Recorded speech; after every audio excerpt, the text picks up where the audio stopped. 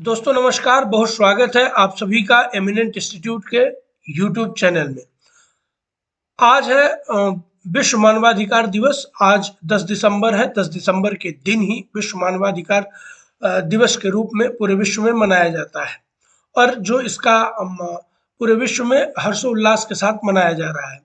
इस पीपीटी में सिर्फ तथ्यात्मक जानकारी है, एक्स्ट्रा कुछ और ऐड करने की आवश्यकता नहीं है। आगामी एग्जामों में यहाँ से क्वेश्चन बनने की संभावनाएं हैं, तो केवल परीक्षा की दृष्टि से जो महत्वपूर्ण तथ्य रहे केवल हम उन पर बात करेंगे, उन पर चर्चा करेंगे। एक्स्ट्रा और कुछ इसमें करने की आवश्यकता नहीं है। तो विश्व भर में प्रतिवर्ष 10 दिसंबर को मानवाधिकार दिवस का आयोजन किया जाता है।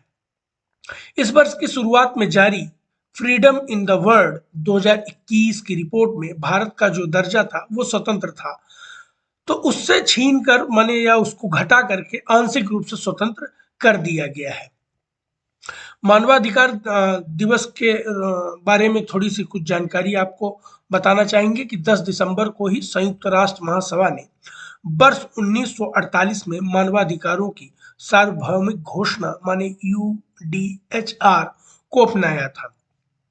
मानवाधिकारों की सार्वभौमिक घोषणा के तहत मानवीय दृष्टिकोण और राज्य तथा व्यक्ति के बीच संबंधों को लेकर कुछ सामान्य बुनियादी मूल्यों का एक सेट स्थापित किया है। अब देख लेते हैं, ये महत्वपूर्ण है कि बस 2021 की थीम क्या है। यहां से क्वेश्चन आने की संभावना है, खासकर वनडे एग्जामों में क्वेश्चन पूछे जा सकते हैं या पीसीएस के प्रीलिम्स में क्वेश्चन आपको देखने को मिल सकते हैं कि विश्व मानवाधिकार का जो 2021 की थीम क्या थी। तो उनकी थीम है समानता, असमानताओं को कम करना और मानव अधिकारों को आगे बढ़ाना। तो ये इनकी थीम है, आप देख ले और आप इसको याद रखें। अब मानवाधिकार का उद्देश्य क्या है? उद्देश्य है समानता, शांति, न्याय, स्वतंत्रता और मानव गरिमा की सुरक्षा को बढ़ावा देना। प्रत्येक व्यक्ति जाति, रंग, धर्म, लिंग, भाषा या सामाजिक स्थिति के भिन्न होने के बावजूद नागरिकों मानवाधिकारों का हकदार है। अगर किसी भी जाति का हो, लिंग का हो, धर्म का हो या भाषा का हो, वो सब मानवाधिकारों का हकदार है। मानवाधिकार के बारे में कुछ बता दें आपको कि सरल शब्दों में कहें तो मानवाधिकारों का आशय ऐसे अधिकारों से है जो जाति, लिंग, राष्ट्रीयता, भाषा, धर्म या किसी अन्य आधार पर विभेद किए बिना सभी को प्राप्त होते हैं।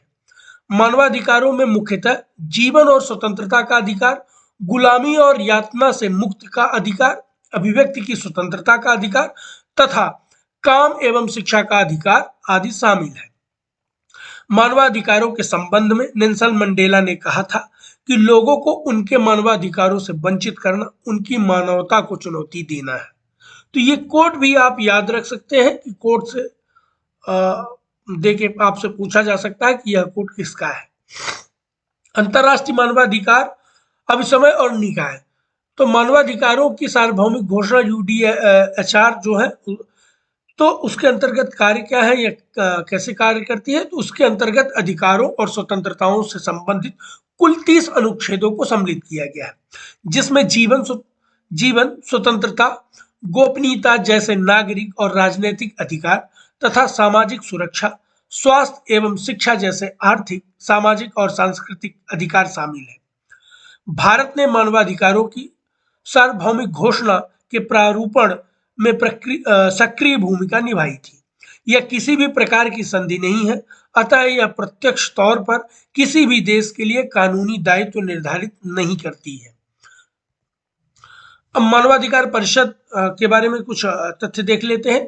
तो मानवाधिकार परिषद संयुक्त राष्ट्र प्रणाली के भीतर एक अंतर सरकारी निकाय है जो कि मानव अधिकारों के संवर्धन और संरक्षण की दिशा में कार्य करती है। यह संयुक्त राष्ट्र के 47 सदस्य देशों से मिलकर बनी है, जिसका चयन संयुक्त राष्ट्र महासभा द्वारा किया जाता है। सार्वभौमिक आवधिक समीक्षा माने UPR प्रक्रिया को मानवाधिकार परिषद का सबसे अनूठा प्रयास माना जाता है।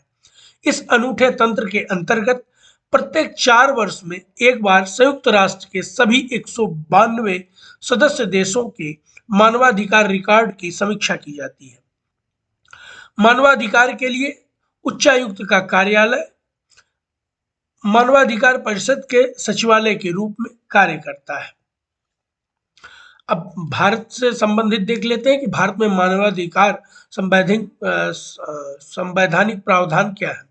तो मानवाधिकारों की सार्वभौमिक घोषणा में उल्लेखित लगभग सभी अधिकारों को भारतीय संविधान के 2 हिस्से माने मौलिक अधिकार और राज्य के नीति निदेशक तत्व में शामिल किया गया है।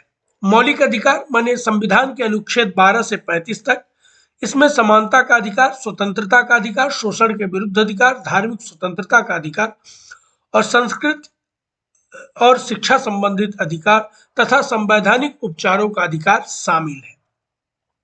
राज्य के नीति निर्देशक सिद्धांत में संविधान के अनुच्छेद 36 से 51 तक। इसमें सामाजिक सुरक्षा का अधिकार, काम का अधिकार, रोजगार चयन का अधिकार, बेरोजगारी के विरुद्ध सुरक्षा, समान कार्य तथा समान वेतन का अधिकार, मुफ्त और अनिवार्य शिक्षा का अधिकार तथा मुफ्त कानूनी सलाह का अधिकार आदि शामिल है।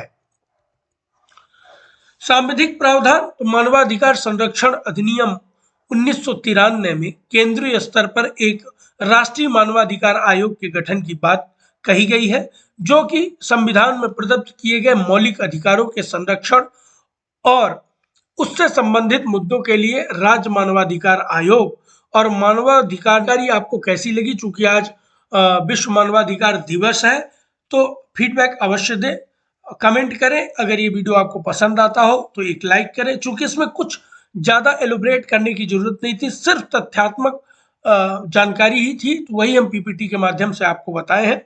और इस लिंक को अपने दोस्तों रिश्तेदारों तक शेयर करें। अगर आप इस